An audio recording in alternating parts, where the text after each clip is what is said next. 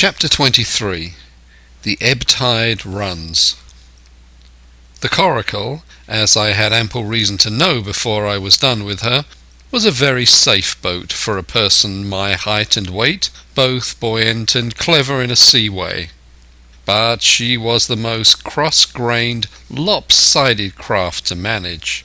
Do as you pleased, she always made more leeway than anything else, and turning round and round was the manoeuvre she was best at. Even Ben Gunn himself has admitted that she was "queer to handle till you knew her way." Certainly I did not know her way. She turned in every direction but the one I was bound to go. The most part of the time we were broadside on, and I am very sure I never should have made the ship at all but for the tide. By good fortune, paddle as I pleased, the tide was still sweeping me down, and there lay the Hispaniola, right in the fairway, hardly to be missed. First she loomed before me like a blot of something yet blacker than darkness.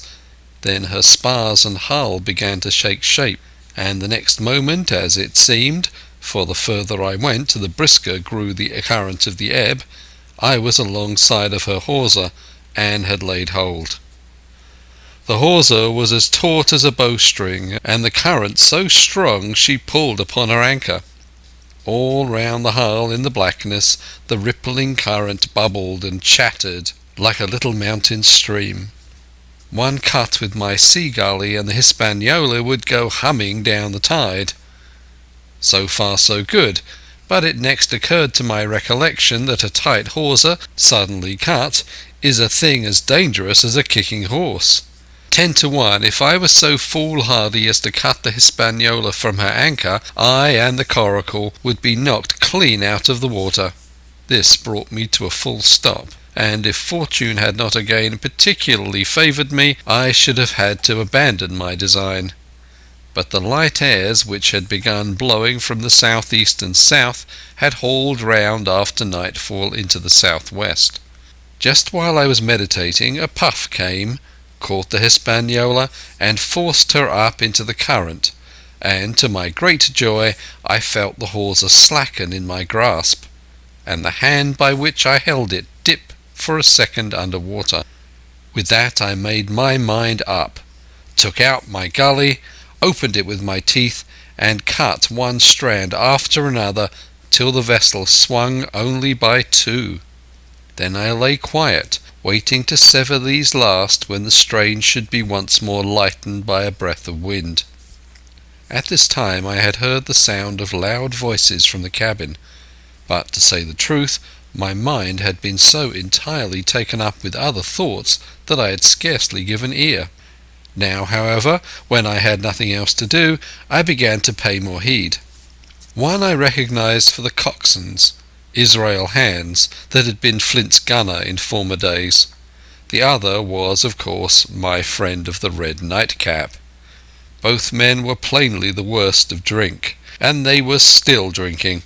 For, even while I was listening, one of them, with a drunken cry, opened the stern window and threw out something which I divined to be an empty bottle. But they were not only tipsy, it was plain that they were furiously angry. Oaths flew like hailstones, and every now and then there came forth such an explosion as I thought was sure to end in blows. But each time the quarrel passed off, and the voices grumbled lower for a while until the next crisis came, and in its turn passed away without result. On shore I could see the glow of the great campfire burning warmly through the shoreside trees.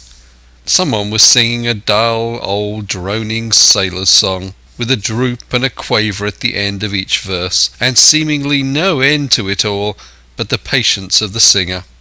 I had heard it on the voyage more than once, and remembered these words: "But one man of the crew alive, what put to sea with 75. And I thought it was a ditty rather too dolefully appropriate for a company that had met such cruel losses in the morning. But indeed, from what I saw, all these buccaneers were as callous as the sea they sailed on. At last the breeze came, The schooner sidled and drew nearer in the dark. I felt the hawser slacken once more, and with a good tough effort cut the last fibres through. The breeze had but little action on the coracle, and I was almost instantly swept against the bows of the Hispaniola.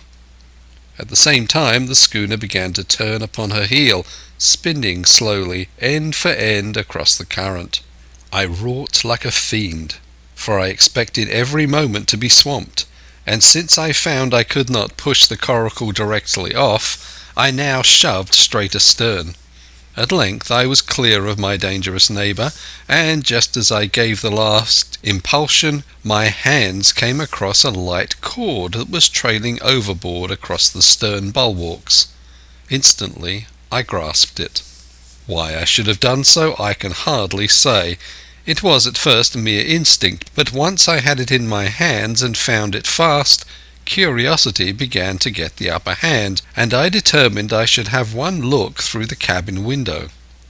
I pulled in hand over hand on the cord, and when I judged myself near enough, rose at infinite risk to about half my height, and thus commanded the roof and a slice of the interior of the cabin. By this time the schooner and her little consort were gliding pretty swiftly through the water. Indeed, we had already fetched up level with the campfire. The ship was talking, as sailors say, loudly, treading the immeasurable ripples with an incessant weltering splash, and until I got my eye above the window sill I could not comprehend why the watchman had taken no alarm. One glance, however, was sufficient, and it was only one glance that I durst take from that unsteady skiff.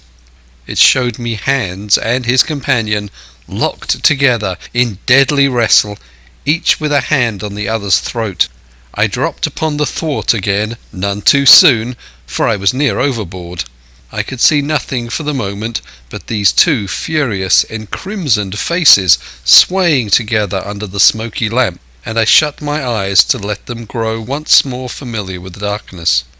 The endless ballad had come to an end at last, and the whole diminished company about the campfire had broken into the chorus I had heard so often. 50 men on the dead man's chest, yo-ho-ho, and a bottle of rum. Drink and the devil have done for the rest. Yo-ho-ho, and a bottle of rum. I was just thinking how busy Drink and the devil were at that very moment in the cabin of the Hispaniola when I was surprised by a sudden lurch of the coracle. At the same moment she yawed sharply and seemed to change her course. The speed in the meantime had strangely increased. I opened my eyes at once. All around me were little ripples, combing over with a sharp, bristling sound, and slightly phosphorescent.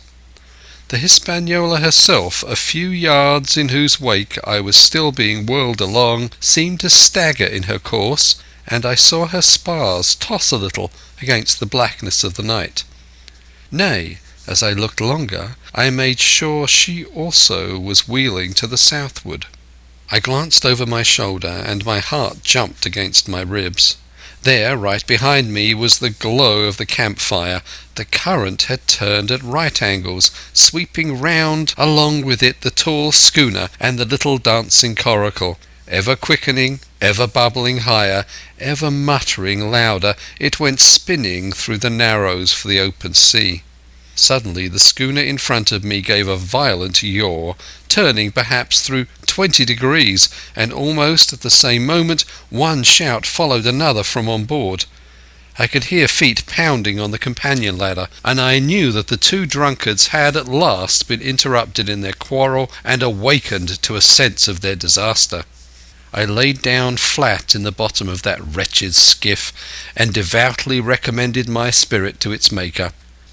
At the end of the straits I had made sure we must fall into some bar of raging breakers, where all of my troubles would be ended speedily, and though I could perhaps bear to die, I could not bear to look upon my fate as it approached. So I must have lain for hours, continually beaten to and fro upon the billows, now and again wetted with flying sprays, and never ceasing to expect death at the next plunge.